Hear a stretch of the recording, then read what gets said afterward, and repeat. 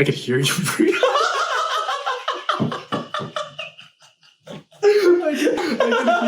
I was like, where is it coming from?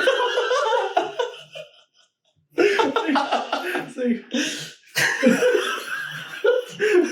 I'm just like, yo, I breathe hard too, dude. It's all good. Put the headphones. Can you hear yourself? Yeah, I could. That's why I was like, dang, I can hear myself. I'm just sitting down. Cool. Thanks again for doing this, man. We got this. I'll count down. All right. And then I'll ask the first question. Dude, it's so funny. All right, cool. Ready? We're good. All right. 3, 2, 1. So we're here with Anthony. How's YouTube on your end? What are your thoughts? My thoughts is on YouTube is that I think it's a great platform to provide a lot of information on multiple topics. You know, for me, I use YouTube for, you know, when I go out traveling, I would like to see places and what's, you know, what they have done and what they have to eat, things to do. Because Instagram, in my opinion, does not provide a lot of in-depth information on what's going on in a certain city. When I go to YouTube, I could get like a 25, 30-minute video on like, hey, this is where to go, this is what not to do. So it's very informational, and that's what I enjoy about YouTube. So it's definitely more in depth because there's only so much you could get from like a 20-second like short TikTok. So I get that. Let's see. What are some YouTube channels that you follow? I'm curious now. Well, obviously one of the biggest ones is Mr. Beast. Oh, okay. that's okay. That's the I know everyone's, you know, top one right there. Can we pause right there? Yeah. So you're subscribed. How long have you been watching them? For a long, I mean, I would say possibly 5-6 years, maybe. Okay. Yeah, and back then, like, he wasn't doing as crazy as stuff that he does now. So it's pretty cool to see him, you know, grow his platform. Like, that's like a testament on like what's possible with YouTube. Dude, like, I think his budget, like, okay, so he started, I remember when he shared his origin story, he like, he didn't even have camera. He was using like his brother's laptop. Mm-hmm. And so like, you're right, like to see him grow, because now the new videos he has, he says the budget is over $1 million. I believe it. That's wild, dude. I mean, the latest one, I think, was it going to, I'm not sure if it was the latest one, but like when jumping onto different islands. Yeah. And I'm like, dude, the budget and the things to be able to do that, to rent the whole island to yourself. I'm like, that's a lot of money, dude. You know. What's your favorite video from him? My favorite video? Just the first one. It doesn't have to be favorite, but honestly, it was, I like his what do you call it? Beast Philanthropy. Yes, I actually like that more. I enjoy the other ones, you know, for entertainment, but when he was doing the wells, you know, building the wells, I thought that was pretty cool because he's actually using that money to help other people and like, you know, the kids, giving them school supplies, food. Like, I think that's like really cool because he's using his platform to help others. And I think it's brilliant. I mean, it's smart on his end, but it's also helping other people. So you don't see many people doing that, you know? Dude, like, okay. So one side note about Beast Philanthropy. One of the reasons I went to Vid Summit, it's this annual conference for like people in the YouTube industry. Went to Dallas, Texas. The main reason why I wanted to go was I wanted to meet the two guys from Beast Philanthropy. There was a part of me at this, I think this was like last year, a couple months ago. I wanted to hear them talk for one. Number two, I was thinking about like, maybe I could volunteer, like go to North Carolina, volunteer for like a week or a couple weeks. I just literally want to just be a part of what they're doing. Cause like, I like what you said, Anthony. It's like, they're making a difference and they're making cool videos. And if you could find a way to make a YouTube channel that entertains, educates, and helps people and makes money, like that's everything. You're golden. Yeah. I kind of want to transition to, so you don't have a YouTube channel for your drone thing, no. Right? Are you thinking of having one? I'm thinking about making one. Yeah, I definitely want to be able to do it. And for example, like Riverside, for me, I didn't see any drone videos, and I was like, hey, how about I just start making some videos? And I feel like I've covered majority of Riverside with the drones, and I think it'd be cool to see that. So anyone who's visiting Riverside, they could see aerial shots or even on the ground shots of Riverside. And because, there's a lot of cities in the Inland Empire that, there is no videos. There's tons of videos of San Diego, tons of videos of LA, Venice Beach, all those areas. But when it comes to Inland Empire, there isn't that many. But it's growing on Instagram. There's a lot of people that are trying to promote what's going on in Inland Empire, so which is cool. So if anyone wants to create content for the IE on YouTube, now is the perfect time because there's not that much right now. So that's cool. You saw a gap in the market, right? Mm-hmm. And then and plus you're from Riverside, so it's like convenient for you and you enjoy it. You know what's interesting? So these conversations about YouTube, I just love giving ideas. When you're talking about it, I was like, that's such an interesting like business opportunity for your end. Because what you could do, you have a portfolio of drone footage for Riverside, right? Mm-hmm. All these cities have marketing budgets, right? Mm-hmm. You could literally you could reach out email to like the city of Temecula. Mm-hmm. And like, oh, crap, you guys don't have footage? Like, would you be willing to hire your boy, Anthony? I'm serious. Yeah. And then you could be the guy your business could provide that service to all these cities. Mm-hmm. That's a smart idea. Plus you enjoy it and you get to travel. You don't even have to travel that far. Temecula is like right here. Yeah. But that's interesting. Do you follow any other drone channels or? I don't follow drone channels on YouTube. A lot of the times it's just, guys who travel all over the world and they do their drone shots. But, most of the drone shots that I always see, it's always like in the mountains or out, in a whole different country. I'm like, when it comes to cities, you rarely see that. I mean, besides LA and San Diego or New York, Chicago. But when the inland cities, you never see it. Maybe because there's no skyscrapers, Dude,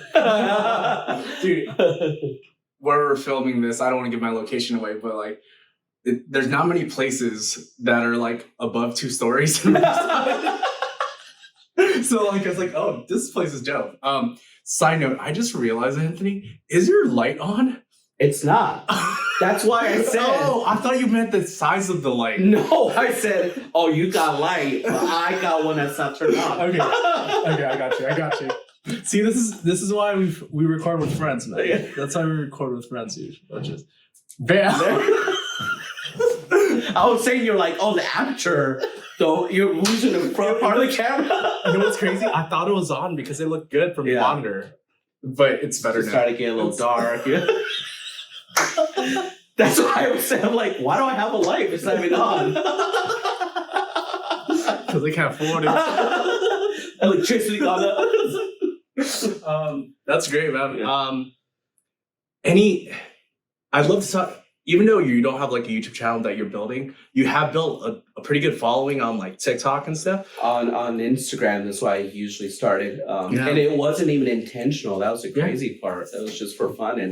And I think that's where it's pretty cool to see that, you make something and people actually enjoy it, but you just made it just because you enjoy it. Like I made those videos because I like it. I didn't do it because I'm like, oh, I wonder if someone else thinks it's cool. I'm like, I think it's cool, and I just made it. I'm like, it's cool to see people like what I make. So that's kind of sometimes when I when people ask me to do stuff for them, they have their vision of the video, and I kind of I don't like it, but I try to change the way, see it the way I think it would look cool. You are wrong. Your vision is not right. You know what that reminded? Did you want to finish? No, say something else? You know what's that reminded me of? You know how I used to have a wedding videography business. Oh yeah, definitely. It broke my heart, man. Every single time I put hours upon hours of editing, it's like, this is a masterpiece. Yes. I turn it in, and they're like, "Can you fix this? Can you change this?" And I'm like, "That's only some." Most clients were like blown away. They were so happy, right? But then it's just those 5%, 10% of clients. They're like, "Can you fix this? This is not what I wanted." And I was like, "Have you seen my before you hired me? Did you see my portfolio? All my videos are like this, and this is what I'm known for. This is the style that you do." It's like I remember the little heart that you had on there too. Yeah, that was a good logo. I miss that logo. So yeah, I used to have this camera with a heart logo. Mm-hmm. That was one of the. Did I tell you how that business was a really big lesson for me. Because you know how I close it down, right? Mm-hmm. I realized you don't have to close down a business. Like when I was younger, I didn't know you could sell your business. Oh, wow. I didn't know that. I didn't know you could hire a manager to operate your business. I was like, oh, I don't want to do this anymore. So I guess we're done. Like, no, that's not how it operates. Like you build something, like you build a YouTube channel, you could sell your YouTube channel. You know what I mean? You build these accounts, you could sell it. Or if you don't want to sell it, you could hire like a manager, an operator overseas to operate the business for you. I'll always remember that because like I was easily making over 6 figures a year. I remember you telling me that. Yeah. And so imagine where it would have been if I just kept on going. Mm-hmm. And I could have hired like a really good manager for it, paid him a good, even gave him revenue share. Uh-huh. And that business could have been, that's $1 million business. Like filming weddings is $1 million business. It could be. Anyways. Does it ever make you nervous filming a wedding? Like if you missed the shot, that would scare me. I would never want to do a wedding. No, it's funny. You play sports, right? Yeah. You ever play like basketball or? Yeah. Yeah. So like when you play a sport, you're like really in the moment, right? And that's what I loved about weddings. You're in the moment. Like when your camera's on, like if I put a camera on you right now, you'd be like, you'll like smile, right? Yeah. So when I was filming weddings, I was like in a zone, dude. I was in that moment as much as like the bride and groom and everyone else. And the only time I was really worried, Anthony, was one time I had this weird feeling on my drive home after a wedding. I was like, why do I feel like I don't have the memory cards? Oh. Yeah. I don't have this business anymore. So so I say one around one. But thank God, dude, I drove back to where I was parked. I got out of the car. I was like, let me just check the memory cards. Where are the memory cards? So I'll show you this is what a memory card case looks like. This is the ones I use, right? All the memory cards are in here. So if I lose this, yeah, that sucks. Yeah, at least you have pictures of your wedding off phones. But so I came back to the parking lot and then I couldn't find the memory cards. And then I got out of the car. I looked outside. It's like, thank God the memory card case fell out of somehow. My car was literally on the side of the parking space. I could have ran that over. That would have been crazier. So then I was like, thank God. I was like, that's my worst fear. Like losing footage of someone's like their wedding. But what's crazy about I filmed over 100 weddings, like, or when I was doing all this, and it breaks my heart, man. Like a lot of the people got married, they're like not together anymore. Oh shoot! Wow. And so you know how they say, oh, like 50% get divorced. I literally have proof of that with my wedding videos. Wow. Yeah, because I used to message people. I was like, congratulate, like happy anniversary, 3-year anniversary. You know, like just to say hi, because I become friends with people. Yeah. When you film weddings, and I was like, damn, I can't message them. Good thing I looked at their Facebook. Dang. Imagine if I messaged them. Damn. Happy anniversary. Anyways, we went a little tangent. I made it. One time, they actually, I won't say the name, of course, but they broke up before I sent in the final video. But before it was finished editing. That's wild. It felt weird. It felt super weird. They already paid me everything, you know what I mean? And so when you sent it, you found out, or was it when you were finishing it up, or? At that time, I used to use social media a lot. So I saw online. And so before you sent it, you already knew? I already knew. I was like, so I think I emailed the groom, if I remember. I was like, I heard what happened. What do you want me to do with this? I was like, damn. It's like crazy. Anyways, but there's a lot of marriages that work like yours. Who filmed your wedding? Was my team? It was your guy, yeah. Yeah. And crazy, because I remember when you, because I have all the footage still, like all of it, because I remember asking for it, because I was like, dude, for me, I have a thing of like, I love having all the raw moments, because I know with the wedding, you only get like 5-6 minutes, and I wanted to get all of it. Thankfully, with my friend, gave me all the hours of footage. It worked out for you though. There's a negative side to getting all the raw footage. You know what it is? What? You hear a lot of shit talking from everyone in the family. Yeah. And some brides and grooms are like, I wish I did not hear that. Wow. Yeah, and I don't know if it like what ended up affecting their marriage and stuff, like that stuff, dude. Wow. Because you have it's not just video footage. We usually send all the audio from the lavaliers, so the camera is down. Yeah. So they think no one's recording them, but we didn't turn off the lavalier yet. Sometimes, right, by accident. And so we have all those audios. Hopefully you don't hear it. I mean, now I want to check my videos. Oh, but the crazy thing is that, you know, when it, in my wedding, like you said, there's actually people in my, like, that were attending my wedding that a lot of those people are not together anymore.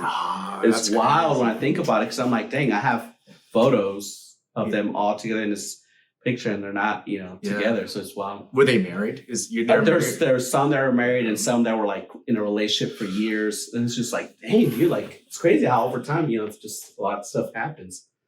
Life's okay. Honestly, since we're talking about life, this is a perfect transition. Thank you for watching the YouTube episode. We're gonna